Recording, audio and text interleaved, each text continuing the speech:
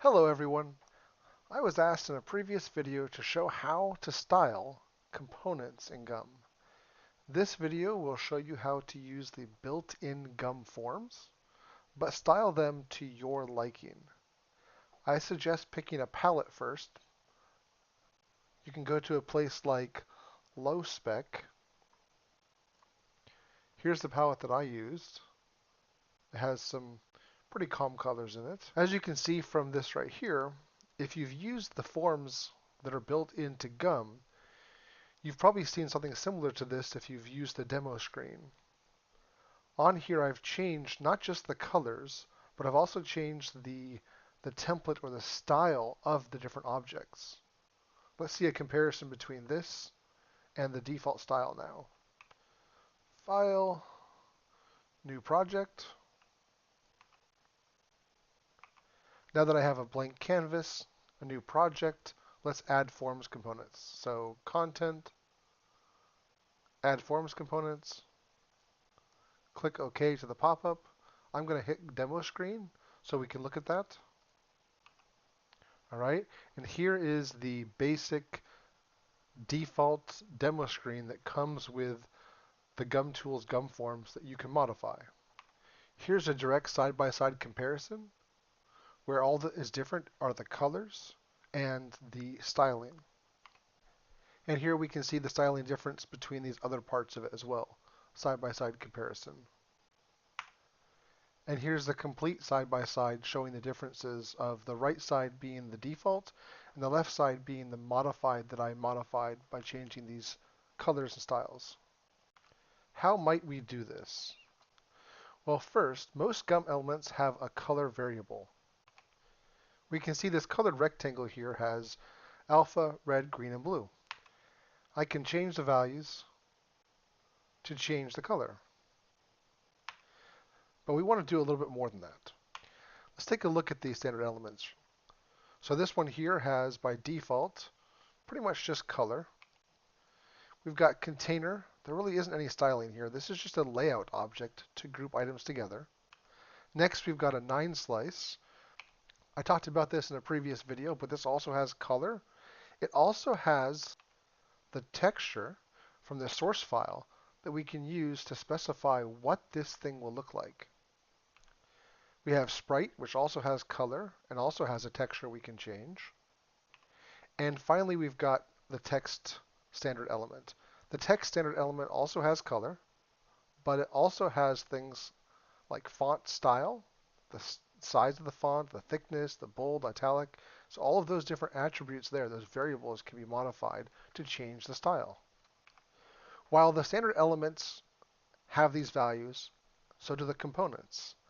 We're not going to focus specifically on how to modify that for an individual component. This video will focus mainly on the forms controls and how to modify them as a whole, how to make changes that will affect all of the components or the majority of the components with as little changes as possible. Some of these aspects you can take and apply to your own components, your own screens, and your own objects. There are groupings this video will focus on: styling through themes or color schemes, and the next one is styling through design styles, like changing the image or the shape. I'll be focusing more on the way the components look in different states. Video 3 talked about categories and states in detail. Refer to video 3 if you need a refresher. Let's look at how forms components are styled by diving into a specific component, the button standard. Looking at the button standard style and structure here, we can see it has two 9 slices. Here's the first one. Here's the second one. And it also has a third item that is a standard text element. Let's focus specifically on the background 9 slice for now.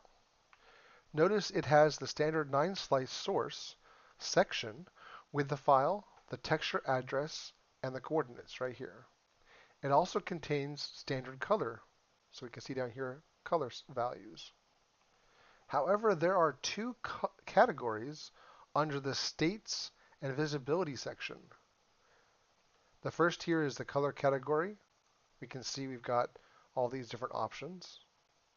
The second is the state category, or rather the style category, with these options. The color will change the theme or the color scheme, while the second one will change the design style or the image that's being used. But what are these things? They appear to be categories or states, as talked about in video 3, but they're not up here. I don't see a category for color. I don't see a category for style. Where is this coming from? This is because this is inheriting from the base type of the 9 slice.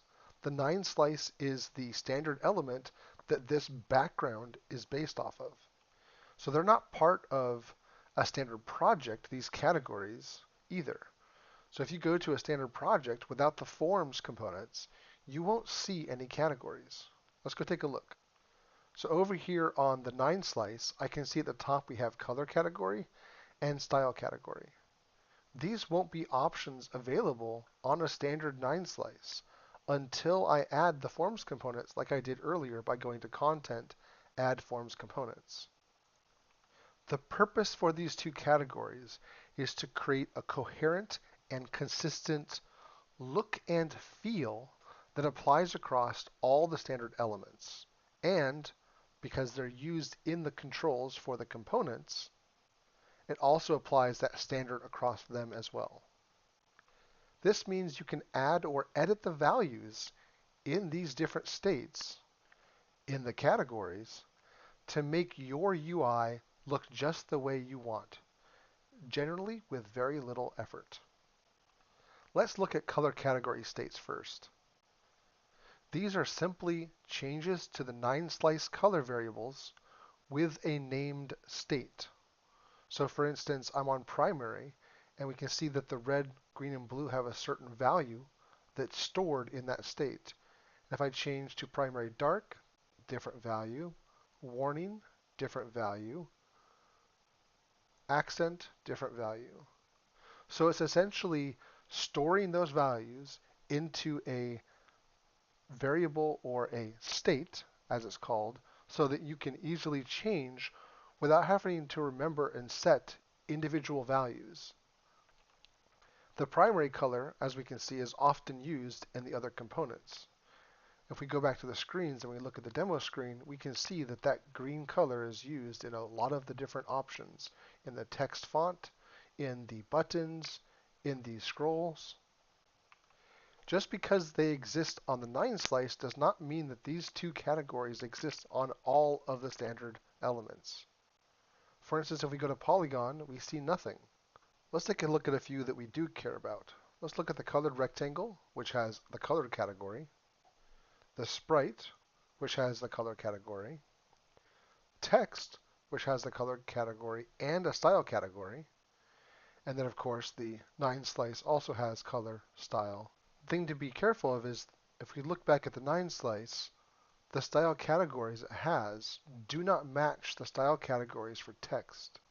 Here we have tiny, small, normal, emphasis, whereas on 9 slice we have solid, bordered, bracket, etc. However, the color styles, or the color states inside of the color category, each of these do match between them. Knowing this, any colors we edit or add to the 9 slice, we're going to also want to add those and edit those over on the other standard elements that also have a color category. Now let's take a look at the style category states. Here we are changing the design of the element, not just the color. These are all named with a specific purpose or function. Notice how each of these have their own styles. So if we zoom out and take a look at each one of these, there is a slight difference in each one. It's hard to see at this scale. I'm trying to zoom in at least to the corner so you can look there.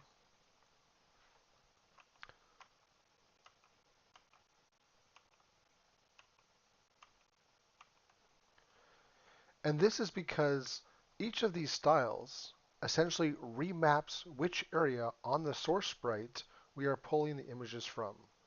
To see that, let's pull up the texture coordinates panel, while we have our 9 slice selected, and we have one of the states under the style category selected, and we can see the left, top, width, and height values will change as I change these different states. We can also see, if I zoom in, that each one of these also has a different spot within this sprite sheet that it's pulling that image for the 9 slice from. And so this controls that look and feel, that style of this control, of the default 9 slice that gets used in the different components that are part of the GUM forms. You'll also notice that these are mostly kind of a grayscale. We've got mainly whites and grays, and the same thing with the other icons that are in this. And the reason why is because if we have grayscale colors, we can easily apply a color to that, and it will tint that specific image so that we can have different looks and feels. Beyond just changing the looks, we can change the color as well. Let's talk about how we can modify the default style. We can think of these like presets. We can use them, but we can also modify them. So the first way you could change your controls is you could actually just go into each of these objects, and you could, if you wanted to, change the color category or style category that each object is using. We're going to do an easier way though, and we're going to actually modify the color in the state for a category. And you really want to start down here on the standard elements and change values here so that it flows up to the components so you have less to change in the components. So let's modify a color category on a standard element. Let's start easy and just modify an existing state on the 9 slice in the color category. So up top, we're going to expand the colors and then click on primary. We can see that the color is a soft blue-green color. Let's change this to the more typical Final Fantasy, like deep, rich blue. Or if you've already picked out a color scheme from that website I provided earlier, you can use those colors, your primary dark and your primary light. But we're going to focus on primary right now, and I'm just going to pick just a random blue for now. All right, there's my Final Fantasy blue background color for menus. Now I made that one single change. Let's just go look and see what it looks like in the default demo screen now. So here we can see I made that one single change to the 9 slice, and that flowed through in most of the different spots. The font color didn't change, and there are a few things like this icon here that didn't change, but most everything changed with that one single modification. And we can even see that. So if we go to the individual background here, we can see the default is now blue. We can look at the categories and see that for the enabled, which is the default, it does have the primary color selected, which is blue. But if we go back to, say, highlighted, the primary light value is selected. So if we wanted a theme to our colors so they all matched, we'd have to go and modify not just the single primary color on the 9 slice. We'd want to also modify the primary light, the dark, and these other ones, success, warning, danger, and accent. You can probably leave the top ones alone because they have a more intended purpose of matching the color that the name belongs to, whereas the bottom ones are more of a purpose versus having it be a color. So I'm going to change primary dark to be similar to that blue by clicking on this blue and copying the hexadecimal value here. Go to dark. I'll just paste that in here. And then once I've got it pasted in, I'm just going to make it a little bit darker. So I'll just go a little bit darker on this. Maybe like that.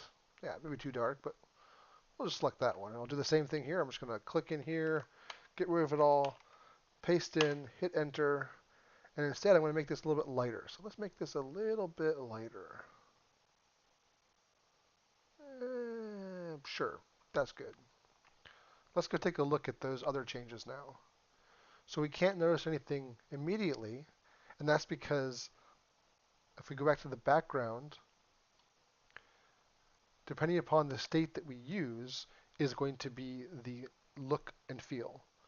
So if we were in Monogame, let's say, and we were to be hovering over it or clicking on the button, it would have a different look. So let's simulate that by me just clicking on these different states so we can see what it would look like. So here's the highlighted versus the not highlighted. Here's the pushed state where it's kind of that darker color. So we can see that our colors are flowing through now. Again, this doesn't just apply to the button. So we can see highlighted changes it now over here to that blue versus that more green color that we had before, as the default was more of a green.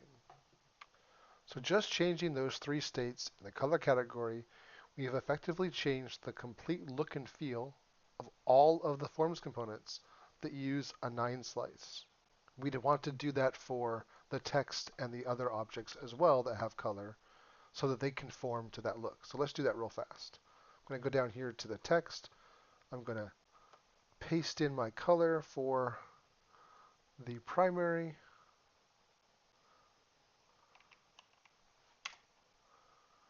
Then I'm going to do the same thing with the primary dark. It won't be exact. This is just a demo. Selecting it, going darker, light, selecting it, going lighter. Okay. So now let's go take a look at our demo screen, and voila. We now have blue all the way through, minus this one spot here, which is a sprite probably. Let's take a look and see what we have. Color category, yep, so we'd have to do it for this one as well. I've selected primary. I'm going to change this to the blue. I'll leave the other ones alone for now. And now we can see the blue is there on that that image as well. So now effectively I've changed the color scheme for the entire thing. Not just for the 9 slice, but for the sprite and for the text as well. Now let's talk about adding a color category, because you aren't limited to just these values. You can create a new color category if you wish. We can use this to change the focused indicator on the button. So right now, the focus indicator here will show up on this, and this, and we can see it's this little orange. That's the focus color, is this orange down here. And that's because it has this warning indicator at the bottom. You see that warning value? Let's make up a new thing. We'll call it accent alternate. We could just modify the warning value, but maybe we want to leave warning as orange. Maybe we want that to be the color for warning, because maybe we've used it in a few other spots in the forms controls, so we don't want to affect them. So we're going to add our own new state to the colors so we can select it in the focus indicator here. Back down on 9 slice, we're going to go to the colors, right click and add a state, accent alternate. There it is. And I'll just change the color to, instead of orange, let's go like a purpley blue. Sure, that works. Now that I've got this defined on the 9 slice, I need to go back to that button standards focus indicator. I need to go back to these 3 different states, and I need to change that value. So on the highlighted focused, I'm going to change this from warning to accent alternate. Same thing for the focused.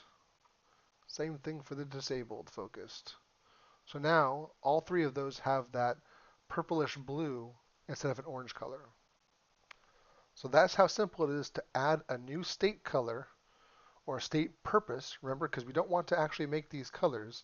These should really be purposes so that you can apply it through a broad set of different controls instead of it being colors. If we make colors, we're back to just manually setting colors. We might as well just manually set them. But with these categories and these states, we can apply that across broad spectrum across multiple different things. So now that we've done color, let's talk about modifying a style category on a standard element. Let's go back to the 9 slice. We're going to close color and expand style. And we're just going to click on the solid state. I need to click on the textures coordinates tabs to look at this. Again, if you have questions about 9 slices and how they work or the categories and states, go back to video 3. Video 3 goes in depth. Alternatively, you can look at the official GUM documentation or join the Discord channel. So what we'll do for this first one is we're just going to make a super simple subtle change here. I'm not going to touch the PNG file. I want to make the subtle change without editing the image file or creating a new style. We're just going to take and select solid. And instead of being right here, I'm just going to move this up to, I don't know, let's move it up to the bluish color here. No, let's move it up to the gray. So we'll give all the background, instead of the background being white for the solid style, it will just be gray. Let's go take a look at how this looks. So if you go to the standard element here, it doesn't look like it's much different. This one's actually using bordered. Let's see if we can find one that's using solid. It actually looks like most of them are using bordered, so let's go back and change that. Let's go back down here to 9 slice, and instead of modifying the solid one, I'll hit undo, and we will undo our change there. Okay, I've undone that. To undo, you just press Control Z to undo your changes. Instead, I'm going to select bordered, and we'll change its spot. So bordered is this white box with a gray outline. We'll just change bordered to be the gray. And that way everything is kind of tinted a little bit darker. No border, but it will be grayer. It'll be darker. And so we can see here, it's hard to tell perhaps, but the blue is a lot more dark than it was before on right here. If you can look at this blue versus this blue versus this blue, these two blues are about the same brightness, whereas this one's a lot darker now. The point of it isn't to change the color, but I don't have actual PNG editing in this spot. Alternatively, we could have just selected something different. Perhaps we didn't want it to be bordered like this. We want it to be bordered like this one here. And if we go back again and we look at this, you can see what it looks like. The problem with that one is because it has a transparent center, it doesn't really work very well. So we'd want to make sure we have something that doesn't have a complete transparent center. We could possibly even reuse this one. All right, I've centered that on the spot for the bordered. I'll go back up to the demo screen. So now all of our buttons have that same look where it has the border and the semi-transparent background. You have to imagine that maybe you have a better set of images than the default here. I'm working with the default, which is just kind of a demo to get somebody started. But hopefully your images that you will have a lot more to select from, and you could just change this to whatever else you want it to be. So again, I'm not saying this is a good change, I'm just showing you how to make the changes. As before with the color, let's see how we can add a style category on this standard element for the 9 slice. Because I'm working with a limited image set here, you just have to kind of imagine that we have more options to select from. So I'm going to right click, add state. Let's just call this caution. What I'll do is I'll just come down here to the bottom. I'll move this all the way down. And I'll select part of these lines here all the way across, maybe something like that. Sure, there we go. And this caution style, we'll use it on maybe the password field or something like that. So just by adding this state, that functionality won't be put on any of these objects. We have to modify that ourselves. So let's go down here to the password box. Let's change the background from this bordered, we'll change that to caution. It looks ridiculous, but the point is just to show you that you can add a new style to the 9 slice that uses a different image, and then you can select that over here under the forms controls to change how it looks. All right, the last thing I want to talk about here is how we can change to our own image or make modifications to our image. Rather than going through the process of remapping everything to the new PNG location, if I was to get a whole new image, what I will do instead is just pull in an image and we'll use that. So let's edit the existing locations first. We saw that without more options in our source image, we can't really make a lot of changes to the styles.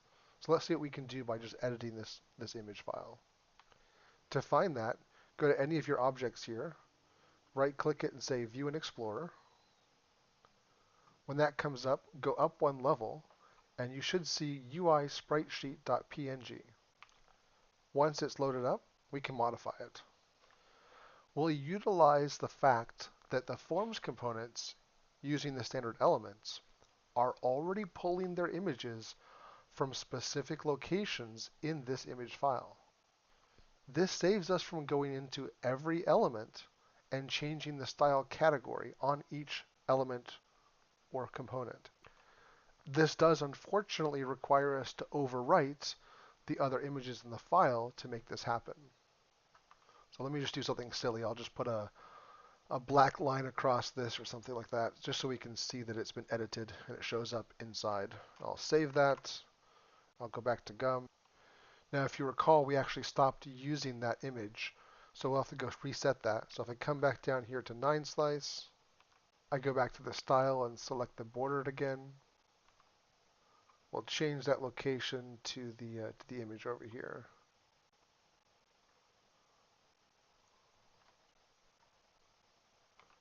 Now I forgot to save the image, it looks like, so it didn't appear. I had to go back to MS Paint, save the image so that it could actually show up in here.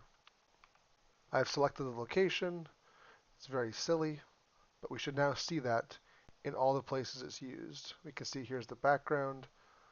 In all these different spots, we can see the black lines are now part of those images, part of those controls, those forms components. I'm going to undo that because it was pretty ugly. And I'll reset this to be the actual bordered image it's supposed to be. Oops, not the default style. Over on the bordered, that's the one that I want to change. There we go. Okay, so the second thing we can do, instead of editing the image to overwrite the existing tile locations, is maybe we only have 1 or 2 styles that we want to modify or adjust. What we could do is we can actually just add it down here below. So I'm going to add a new image to use for the border style. I'm not that great at pixel art, so I'm going to borrow some graphics from Kenney. This isn't an advertisement, but Kenney produces tons of assets. They're all free, even for commercial use. Under assets, I'm just going to look for UI. I'm just going to grab this UI Pack Pixel Adventure is what I'll use. We can see that there's a bunch of different border options we have here. All right, I've actually preloaded one of the images and I've grayscaled it myself. I'm going to remove the old one here, put in this one, save it, and let's go look how it looks now. Color's a bit bright with this option, but if we take a look at it, now we've got this border around our objects. A little bit more of a styled object, whereas the other one wasn't styled. It was pretty much just a plain one-line border. And because that buttons are being used in all these different spots, even right here we can see that that same look and feel has flowed through on all of these different controls, the buttons, the scroll bar. And so we get that same consistent look and feel, and all we did was just overwrite the image that's in that spot. Well, that covers how to utilize the default forms components, how to customize them, so that you can use the different colors and styles to change everything at once. And hopefully this other one gives you an example of if you pick the right color combinations and styles and structure, those can flow up and the same exact logic is available, but the look is different. I guess the last little bit here is I'll say that we can also change the font. So if I go to text down here, the default is Arial. So Kenney has some fonts, and we could just use Kenney's fonts as well. So Kenney Mini Square. If we take a look at the demo screen now, some of the objects have already had their changes. I believe I actually have to close Gum and reopen it to see the changes in all the locations. So here we can see the look of the Kenney font, where it's more of a blocky look versus the standard font over here. And all these fonts actually are using the same text standard element. It's just that um, there's a glitch right now, it looks like, in Gum. I'd probably have to close this and reopen it to get it to work. So let me do that. All right, there we go. I closed it, I reopened it, and the fonts came in. You might have to adjust either your fonts or your objects a little bit, depending upon your font sizes. And you would control all of that as before. On this text instance, there are style categories for tiny, that's going to be the font size, small, normal, emphasis, which adds italics, strong, which adds bold. So you'd have to modify these so that your font matches your intended purpose. Well, that's it for this video. Please comment if you have other video suggestions. If not, the next video will probably be on behaviors or creating your own custom fonts. Thank you for watching, and good luck. Have fun.